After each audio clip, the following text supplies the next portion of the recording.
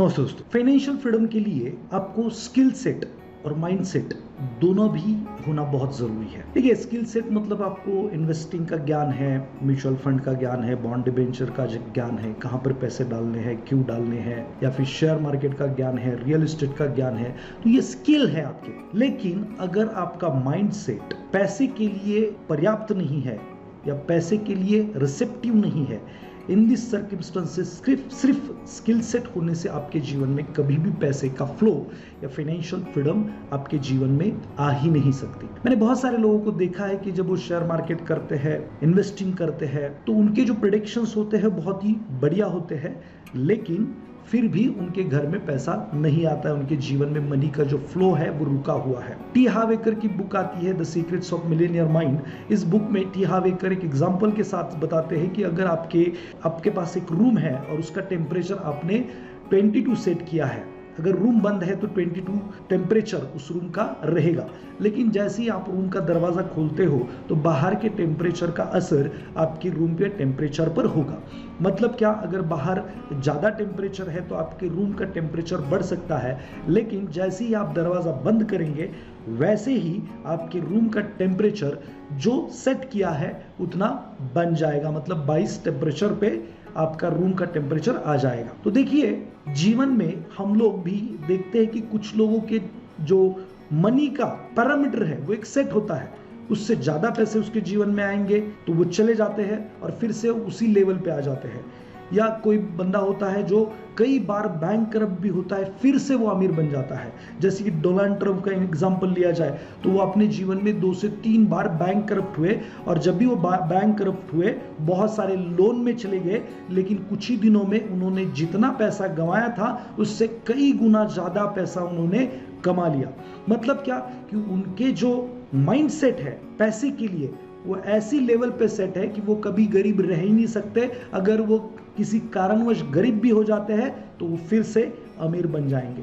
वैसे ही हमारे जीवन में बहुत सारे लोगों को आपने देखा होगा या अपने साथ भी आपने देखा होगा कि बहुत सारे पैसे तो आपके पास आ जाते हैं, लेकिन जैसे ही वो पैसे आते हैं कुछ कारणवश वो चले जाते हैं, और जैसी आपकी पहले की परिस्थिति थी वैसी ही परिस्थिति आपकी बन जाती है। तो उसके पीछे कारण क्या है?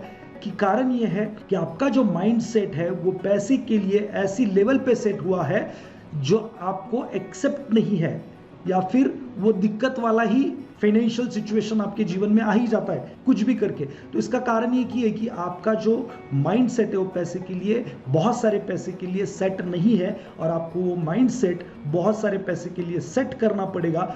इसके लिए अभी हम लोग इस वीडियो सीरीज है उसमें समझने जा रहे हैं कि हमारे जीवन में ऐसे कौन से ब्लॉक्स है जिसकी वजह से हमारे जीवन में पैसे नहीं आ रहे, रुके हुए हैं, और अगर ये ब्लॉक्स को निकालेंगे नहीं तो हमारे जीवन में पैसे का फ्लो जैसा हम चाहते हैं, एक्सपेक्ट करते हैं, वैसा कभी भी नहीं होगा।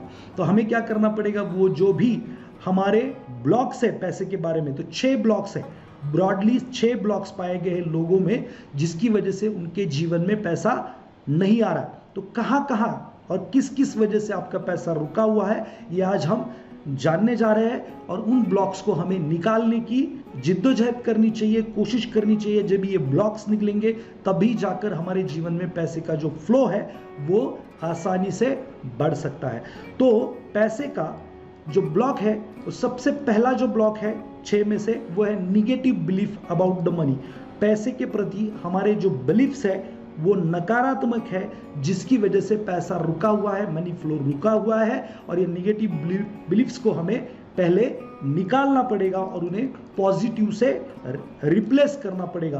तो देखिए, आपका जैसा विश्वास होता है वैसी ही आपकी फीलिंग होती है, वैसी आपकी एक्शंस होती है, और वैसी ही आपके रिजल्ट होते हैं।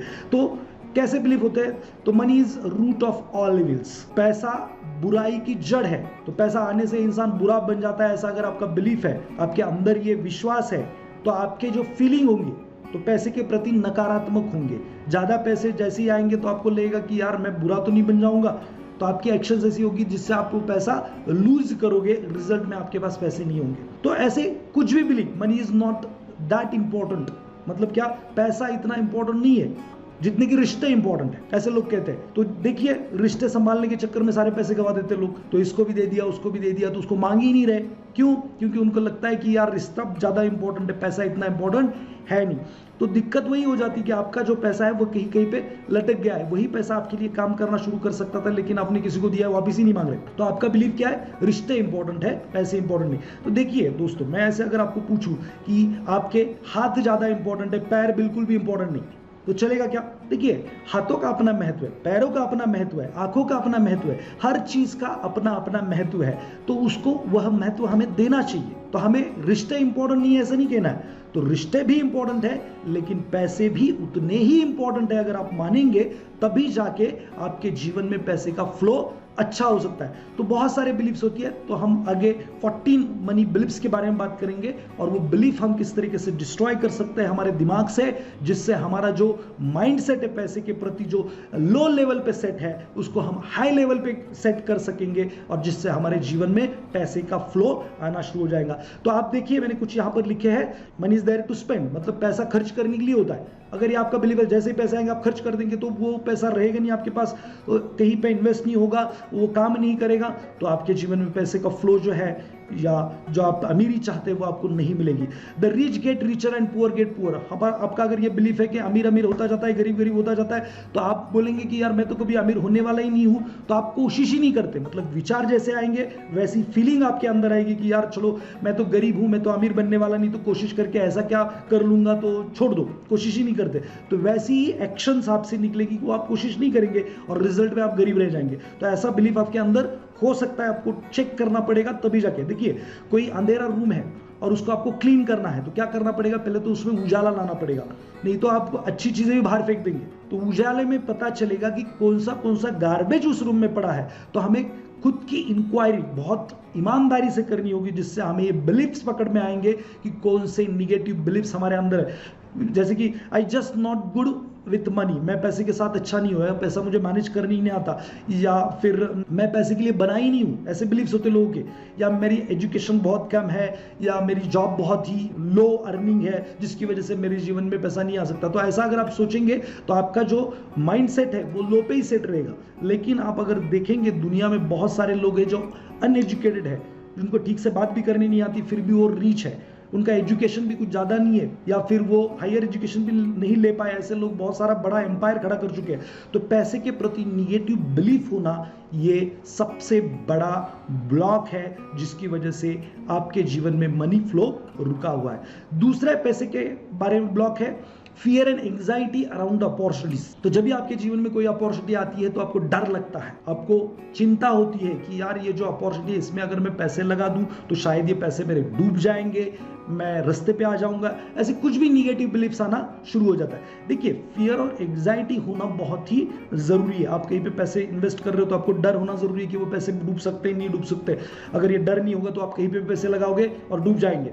तो हमें क्रॉस वेरीफाइड करना है कि जहां पर भी मैं पैसे लगा रहा हूं उसकी सिक्योरिटी क्या है, वो कहां पर इन्वेस्ट हो रहे हैं, क्यों मुझे इतने रिटर्न बन के मिलने वाले हैं। इन सारी चीजों का अगर आप एनालिसिस करेंगे तो आपको परफेक्ट जगह मिल सकती है इन्वेस्टमेंट करने की, और वो अपॉर्चुनिटी ग्रैब करके आप अपने पैसे को बहुत ज्यादा बढ़ा सकते हैं। लेकिन अगर आप डर के मारे उस पर एनालिसिस ही नहीं कर रहे और उसको उस रास्ते को ही बंद कर रहे, तो ये कोई समझदारी वाली बात नहीं होगी। चिंता होना, डर होना जरूरी है, लेकिन चिंता और डर आपकी बेटरमेंट के लिए होने चाहिए, आपकी सेफ्टी के लिए होने चाहिए, ना कि आपको उस एक्शन को लेने को रोकने के लिए। मंगलयान को इसरो ने मंगल पर भेजा, उस वक्त कहा जाता है, उन साइंटिस्ट ने बताया कि उन्होंने जितना पॉजिटिव सोचा उससे कई गुना ज्यादा उन्होंने निगेटिव सोचा कि किस तरीके से ये मंगलयान मिशन फेल हो सकता है। और वो निगेटिव सोचने की वजह से उन्होंने जिस तरीके से मंगलयान फेल हो सकता था उस चीजों के लिए प्रिकॉशंस ली, जिसकी वजह से सफलतापूर्वक मंगलयान मंगल पर पहुंच पाया। लेकिन अगर वो सोचते कि नहीं यार ये फेल ही होने वाला है, यार एक्शन ही नहीं लेते, तो शायद कभी भी वो सक्सेस उन्हें नहीं मिलती। फियर होना, चिंता होना या निगेटिव विचार आना, ये जरूरी है आपकी बेटरमेंट के लिए, ना कि आपको वो रोके जिसकी वजह से आपकी ग्रोथ ही रुक जाए। या अपॉर्चुनिटी जैसी आती, कोई कहता है कि यहाँ पर ऐसी ऐसी अपॉर्चुनिटी, बिजनेस में अपॉर्चुनिटी, आप कहते हो कि ये बिजनेस करना मेरा काम ही नहीं है, बिजनेस में लोग डूबते ही है, झगड़ा ही करते हैं, ये इतनी सारी मंदी शुरू है, तो ये डर और फियर की वजह से अच्छी अच्छी अपॉर्चुनिटी छूट जाती है। और जब हमें आगे पता चलता है कि यार वो बहुत ही बढ़िया अपॉर्चुनिटी थी, वहाँ पे पैसे लगाते थे तो बहुत सारे बढ़ जाते थे, बहुत कुछ रिटर्न मिल सकते थे। तो जब भी आपको डर और फियर आए, उस वक्त आपको क्या करना है, क्या क्या प्रिकॉशंस मैं ले सकता हूं जिसकी वजह से मेरे पैसे डूबेंगे नहीं, एज एक्सपेक्टेड रिटर्न नहीं बन पाएंगे, उसकी प्रिकॉशंस आपको लेनी है। तो बहुत सारे लोग गरीब क्यों हैं? क्योंकि उनके जीवन में दूसरा वाला ब्लॉक है, डर का ब्लॉक है, पैसे के प्रति डूबने का डर, और इसकी वजह से वो एक्शन ही नहीं लेते, और उसकी वजह से उनके जीवन में बहुत अच्छा मनी का फ्लो आने वाला था, वो रुका हुआ होता है। तो देखिए दोस्तों, आपके अंदर अगर कोई डर और फियर आता है जब भी आप कोई इन्वेस्टमेंट करते हो, तो इमीडिएटली आपको ये सोचना चाहिए कि ये आपकी रूटीन लाइफ को कितना इफेक्ट कर सकता है। मैं हमेशा कहता हूँ, डर अगर आपको आता है तो अच्छी बात है, आपको कैलकुलेटेड रिस्क लेनी चाहिए। कैलकुलेटेड रिस्क का मतलब क्या है कि आपको सोच समझकर उस पर एक्शन लेना है। मतलब क्या कि समझ लीजिए आपके पास 1 लाख रुपए है और आपको लगता है कि डर लग रहा है कि पैसे डालने का, और आपने सारे प्रिकॉशन चेक कर लिए, फिर भी आपका डर नहीं जा रहा है, तो 1 लाख रुपए की रिस्क लेने की जरूरत नहीं है। आप 10%, 20%, 25% पैसे इन्वेस्ट कर सकते हैं। अगर आप सही हुए तो आपके 75% पैसे सेफ है। अगर आप गलत रहे कि वो सही में सही अपॉर्चुनिटी थी, तो 25% पैसे तो आपके लिए काम करेंगे, आपके जीवन में मनी का फ्लो इंक्रीज करेंगे। तो हमें क्या करना है, कैलकुलेटेड रिस्क लेनी है। कैलकुलेटेड रिस्क का मतलब सिंपल समझे, जो आपकी रूटीन लाइफ को डिस्टर्ब ना करे, ऐसी रिस्क आप जरूर ले सकते हैं। समझ लीजिए आपको कोई कोर्स करना है, तो अगर आपने वो कोर्स के पैसे भर दिए, अगर वो जो एज एक्सपेक्टेड आपने जो एक्सपेक्ट किया था उस कोर्स से नहीं मिला, तो आपके वो पैसे डूबने की वजह से आपके रूटीन लाइफ पे क्या असर पड़ेगा, इसका आपको सोचना चाहिए। क्या आपका खाना पीना बंद हो जाएगा, आपकी नौकरी चली जाएगी, क्या नुकसान होगा? उतने पैसे डूबेंगे। लेकिन अगर जो सामने वाला कोर्स वाला बता रहा है कि ये बेनिफिट्स होंगे, अगर वो बेनिफिट होंगे तो क्या आपके जीवन में बदलाव होगी, क्या आपके अकाउंट का बैलेंस बढ़ सकता है, क्या आपके अर्निंग में इंक्रीमेंट आ सकता है, आपका जीवन बदल सकता है। तो देखिए, छोटी सी रिस्क है और बेनिफिट इतने हैं, तो डेफिनेटली आपको ऐसी अपॉर्चुनिटीज को गंवाना नहीं है। अगर ये अपॉर्चुनिटी आप ग्रैब करेंगे तो आप देखेंगे कुछ ही दिनों में आपके जीवन में मनी का फ्लो जो है बहुत अच्छी तरीके से बढ़ गया है। तो अभी तक जो भी आपने सुना है, इसको अगर चाहिए तो रिपीट सुने। मिलते हैं नेक्स्ट वीडियो में। हम नेक्स्ट वीडियो में 4 मनी ब्लॉक के बारे में बात करेंगे। तो मिलते हैं नेक्स्ट वीडियो में। Thank you very much.